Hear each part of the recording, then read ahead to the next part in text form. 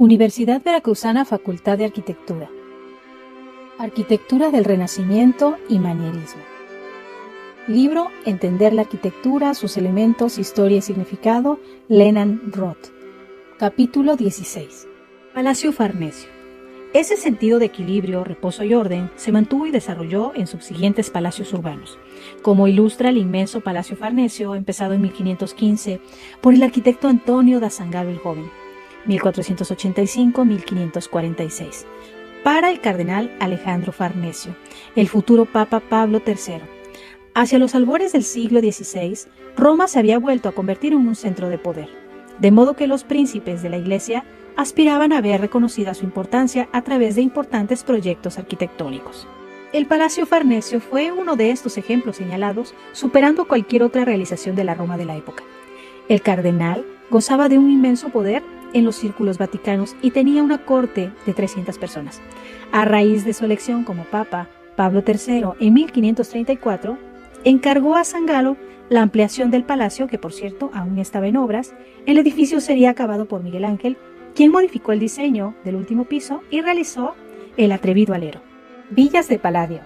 Para la época en que Miguel Ángel terminaba el segundo piso del Palacio Farnesio, en 1559, la arquitectura renacentista, entendida como expresión diáfana e intelectual de la forma a través de proporciones matemáticas simples, empezaba a vibrar hacia un lenguaje más sutil y complejo llamado manierismo.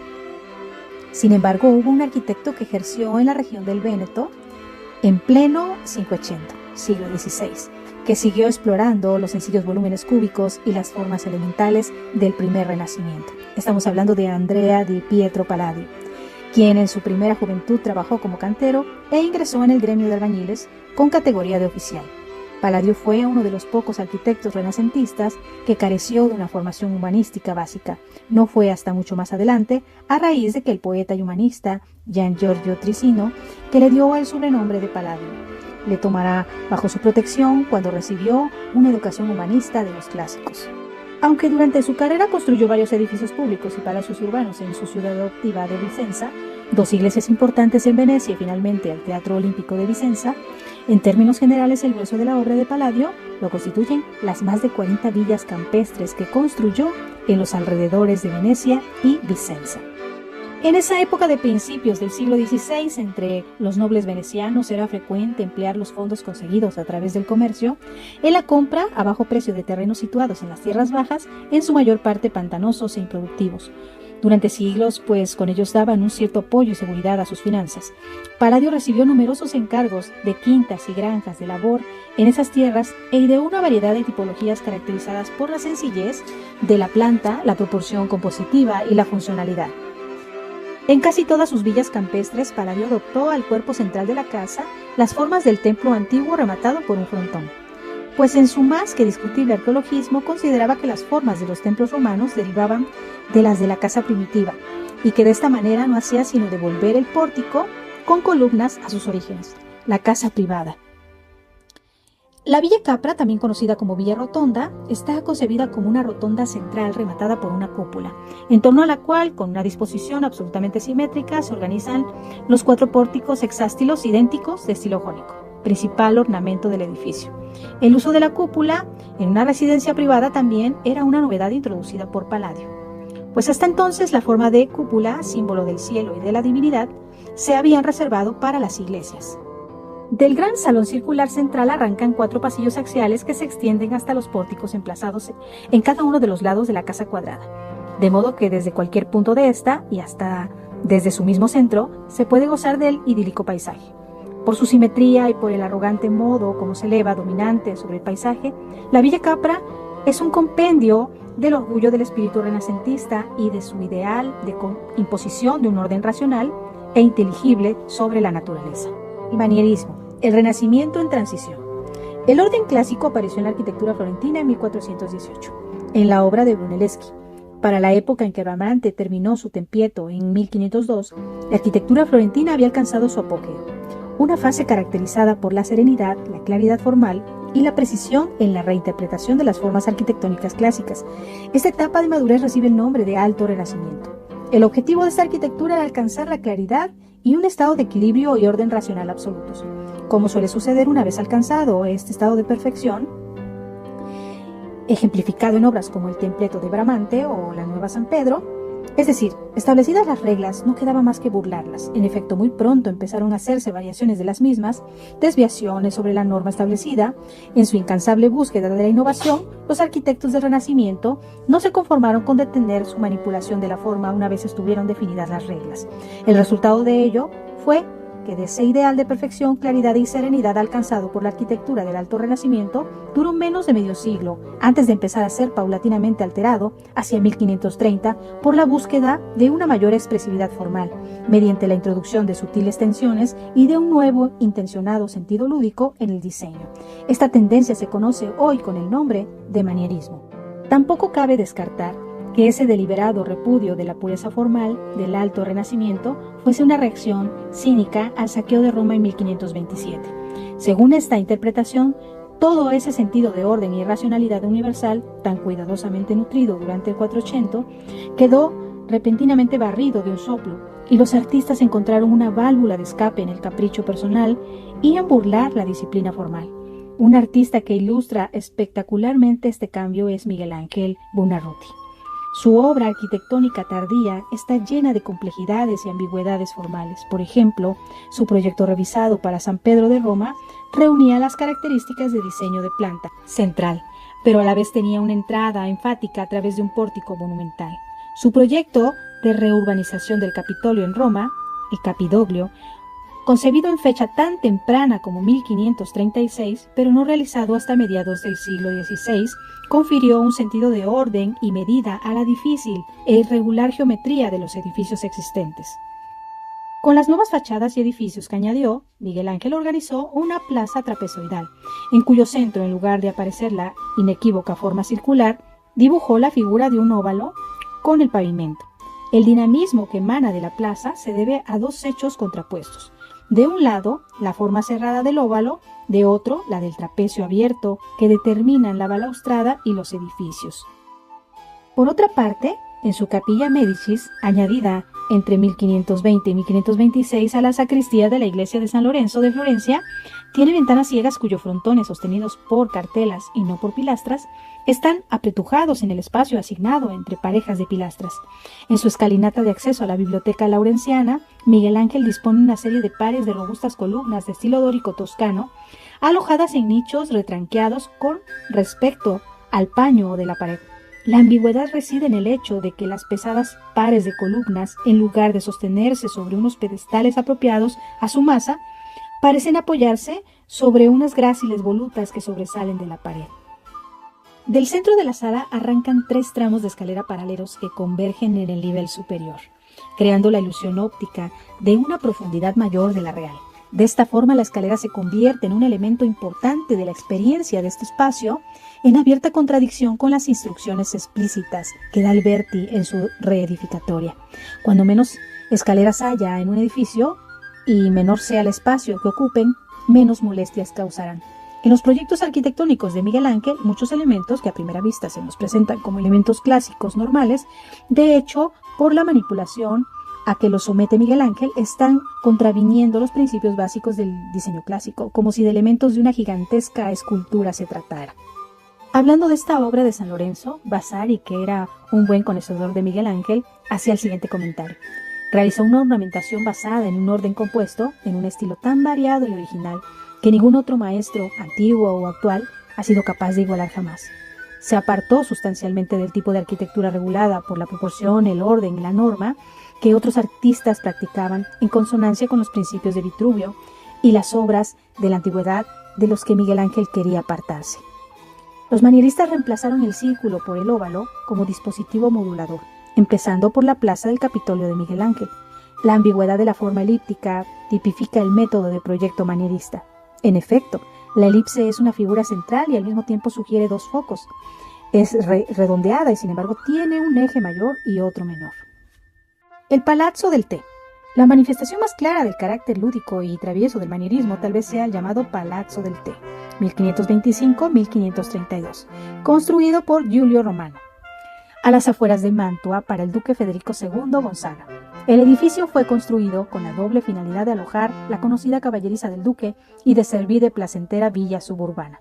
Como disponía de un terreno relativamente despejado, Giulio Romano desplegó el edificio en torno a un espacioso patio central cuadrado.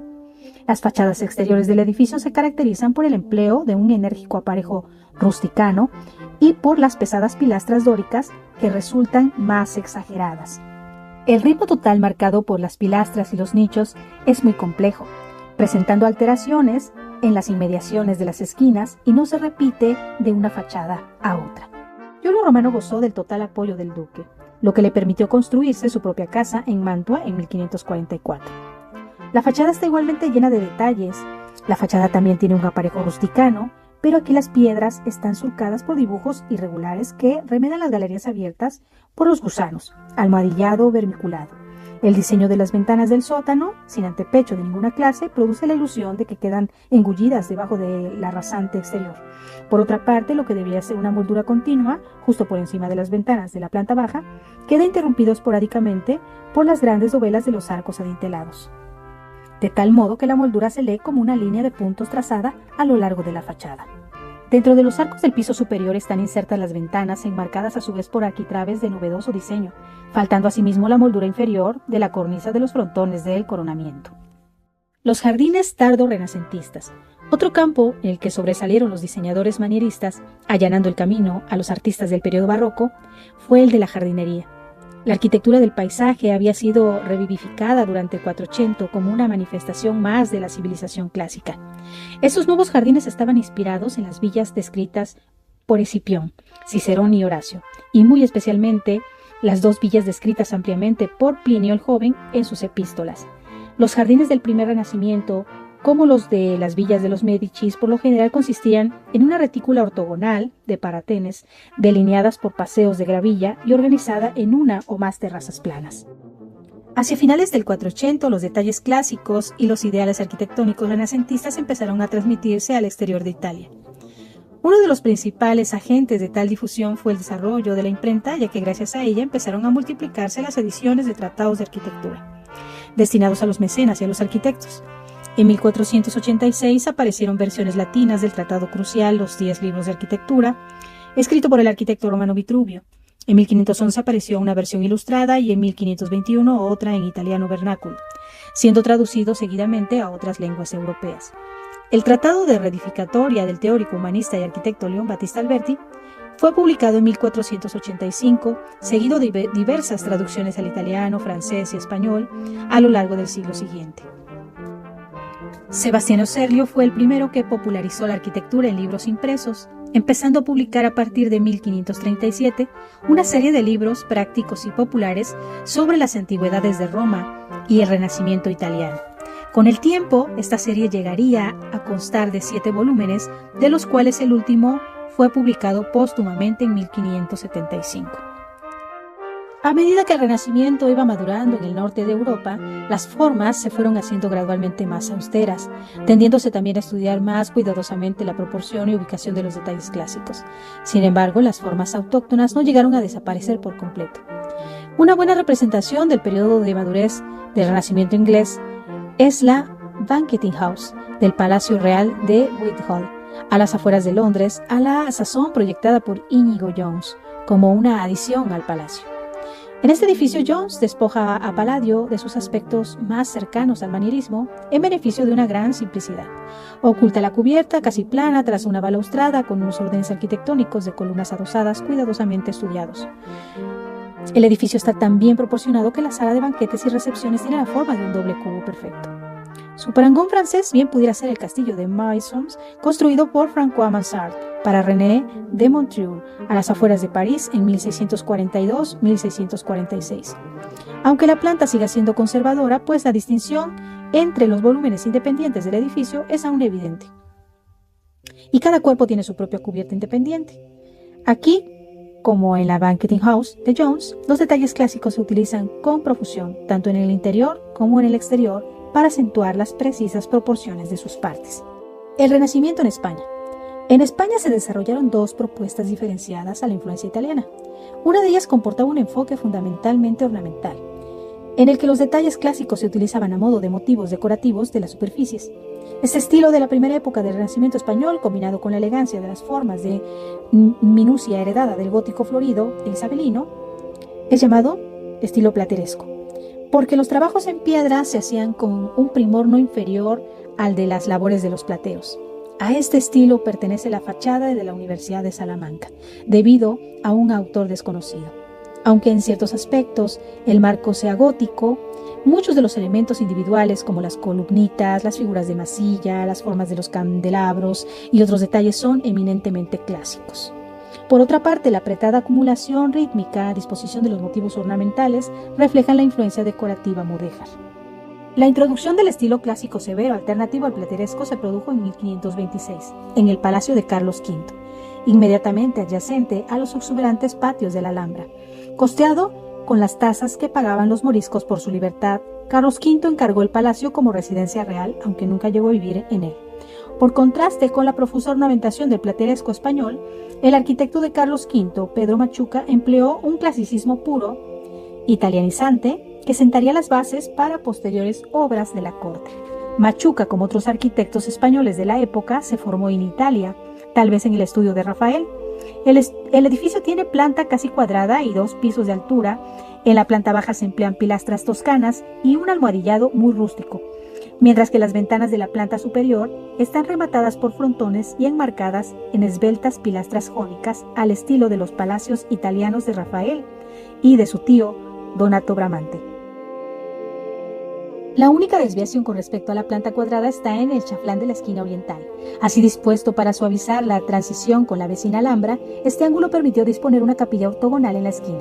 El palacio está dominado por un gran patio interior circular de unos 30.5 metros de diámetro, rodeado de columnatas superpuestas de órdenes toscano y jónico, proporcionadas con arreglo a los cánones que en la época se estaban estableciendo en Italia. Felipe II era un hombre especialmente devoto, rígido y de hábitos estrictos, y sus preferencias arquitectónicas eran igualmente abstractas y austeras.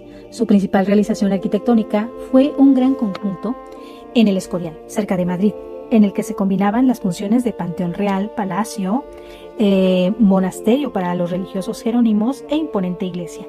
Aunque su denominación oficial sea la de Monasterio de San Lorenzo, el Real del Escorial es más conocido popularmente por el Escorial. El proyecto fue realizado por el arquitecto, filósofo, matemático y erudito Juan Bautista de Toledo, que fue llamado de Nápoles a Madrid por Felipe II para acometer la magna empresa. Las obras se iniciaron en 1563 bajo la directa inspiración y atenta supervisión del propio rey. A la muerte de Juan Bautista de Toledo en 1567, su ayudante Juan de Herrera asumió la dirección de las obras hasta su completa finalización en 1584. El edificio, de rigurosa geometría, tiene una planta rectangular casi cuadrada de 204 por 161.5 metros, ordenada con arreglo a una retícula de 4 cuadrantes principales que encierran 17 patios en su interior. Al otro lado del patio de entrada, sobre el eje principal del conjunto, se alza la maciza y austera fachada de la iglesia. El carácter severo del gigantismo edificio fue determinado por Felipe II, como se desprende de una carta que envió a Herrera. Sobre todo recuerde lo que le he dicho: simplicidad de forma, total austeridad, nobleza sin arrogancia, majestuosidad sin ostentación. Hubo un elemento arquitectónico que adquirió una resonancia especial en la España de la época: la escalinata, entendida como lugar de experimentación escultórica y espacial. Una arquitectura de los ideales humanistas.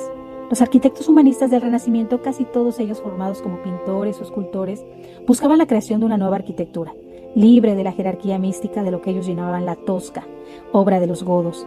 La nueva arquitectura debía ser comprensible racionalmente. Está formada por planos y espacios organizados con arreglo a unas proporciones numéricas claras y descifrables, con sus bordes e intervalos bien delineados por los nítidos elementos de los órdenes arquitectónicos de la antigüedad.